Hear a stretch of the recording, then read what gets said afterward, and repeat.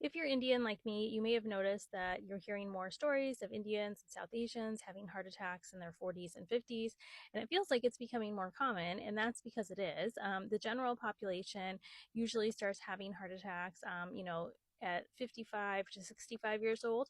But we're now seeing that Indians and South Asians are having heart attacks about 10 years earlier, so in their 40s to 50s, and that's becoming more the norm. And that's for a few different reasons.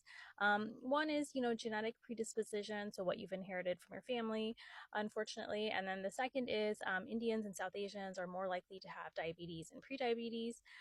They're more likely to have abnormal cholesterol levels, and they're less likely to exercise or be active in general versus the general population, as well as, kind of unhealthy diets, basically. Unhealthy eating. And so that can be either, the traditional diet, because some, Indian food is healthy, but some Indian food is really unhealthy. There's a lot of fried foods, which are high in saturated fat. And, depending on what you're eating, there can also be an excess amount of carbs, unhealthy carbs, and not enough protein. And so these are, a few different issues.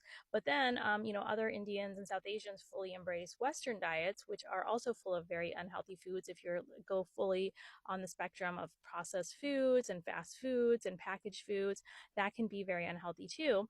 And so there's the two extremes there, but Indians and South Asians are more likely to have an unhealthy diet versus the general population.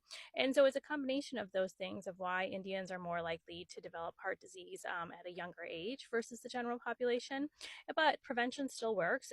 You just have to be more aggressive about it. And I'll talk about that more in my next video.